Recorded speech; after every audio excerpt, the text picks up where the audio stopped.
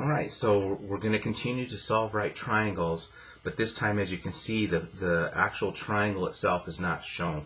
What's given is some information in words, so we're going to have to draw the picture first, get a sense for what's missing, and then go from there. And so let me go ahead. So we've got the angle B, and we have side C. This is usually your hypotenuse. So it looks like, let's go ahead and go this route. Right, so my side C is 22.5. There's my right angle. I'm going to go ahead and let that be angle B. So this would be side B. This would be angle A, and that would be side A.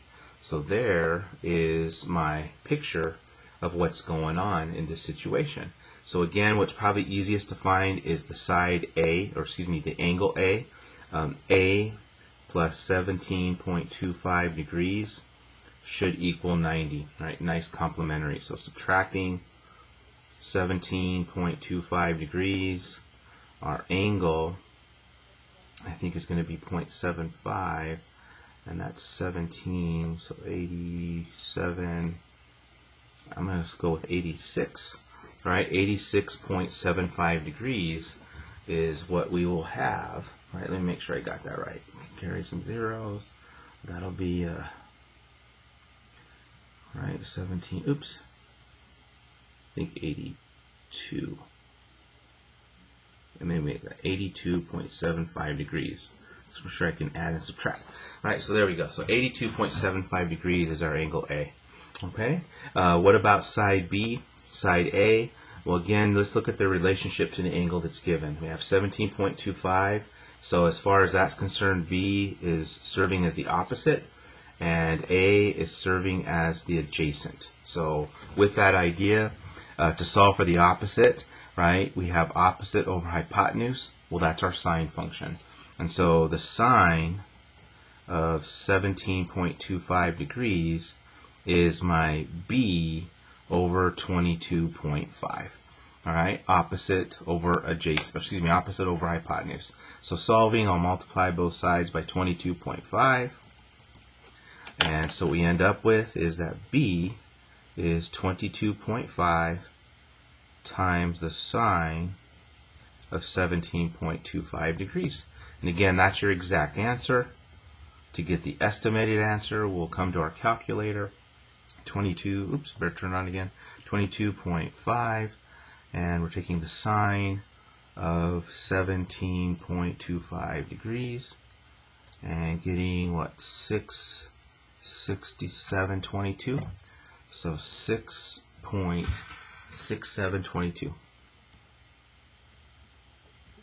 would be your estimated value. So exact versus estimate. Know how to do both. All right, make sure you're showing me your math, right, and solving for things. So we've got angle A and we've got side B. So what about side A? What's serving as the adjacent to 17.25?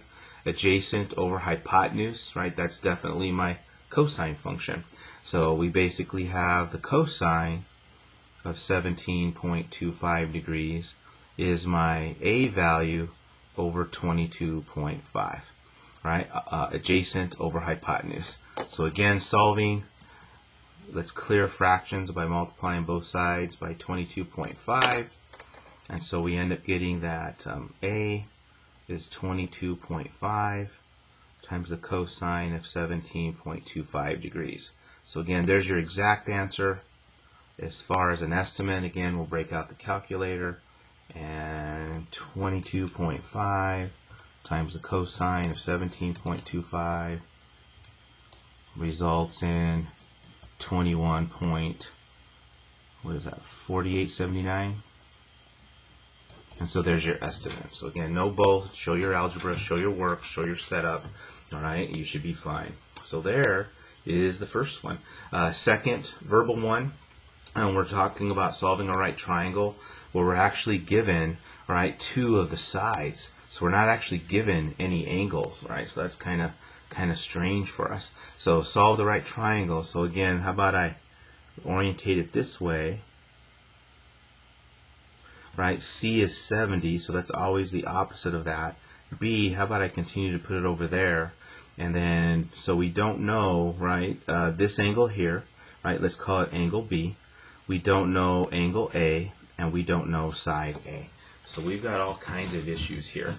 And in this case, what might be actually easier to solve for is A, right? Because we have the Pythagorean theorem, a squared plus 30 squared equals 70 squared. So that might actually be the easier one to start with since we don't know the angles. So a squared, I believe 30 squared plus is 900, and that's 4,900. And so subtracting 900 from both sides, we get that a squared is 4,000. Take a square root. There is a plus minus, but we're talking about the positive root. Okay, and then if we simplify that, I know this is 4, and we have 10, 100 times 10. So it looks like this is 2 times 10 times the square root of 10. So A is 20 square roots of 10. So there's our A value. So we've got that all set and ready to go. All right, so on to the next little storyline. So 20 square roots of 10.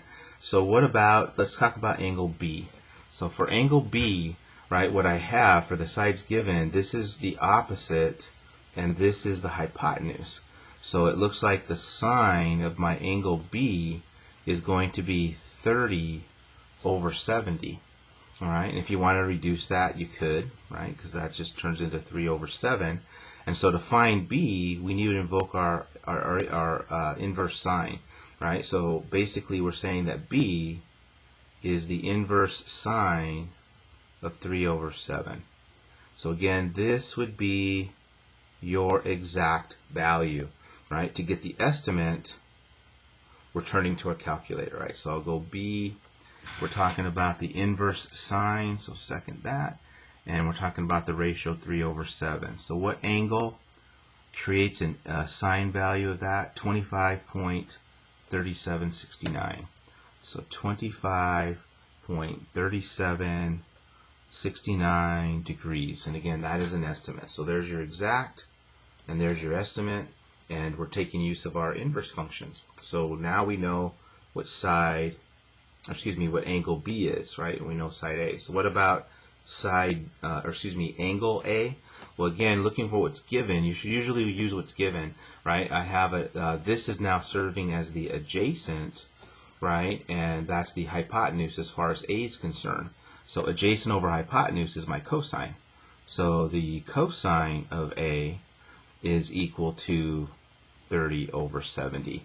And again, that should be no surprise because we know that sine and cosine are cofunctional angles, so that ratio is the same since A and B are complements. So we're kind of also seeing that in play. Of course, you could have used angle B, and for angle B, that's an opposite hypotenuse. All kinds of relationships we can use here to get this done. But reducing that fraction, cosine of A is 3 over 7. So to find A, we have to invoke our inverse cosine function. So again, there's your exact value for angle A. It's the inverse cosine of 3 over 7. Of course, to get an estimated value, we'll just go to our calculator and we'll type in the inverse cosine. The ratio is 3 over 7. And we get an estimated value of 64.6231 degrees. All right, and again, the idea is if you add this to that, you should get 90 because they are complements. All right, so we've solved that tricky little triangle since some of the angles weren't given, and we had to invoke our inverse functions to get the job done. And again, make sure you understand the setup, right? Set up what we have, solve what's given. In this case, we had to use the inverse cosine or inverse sine, giving us exact values, and then the calculator's giving us estimates. So how about we're almost 10 minutes into this, and we got another problem to do. I'm going to do that in another video.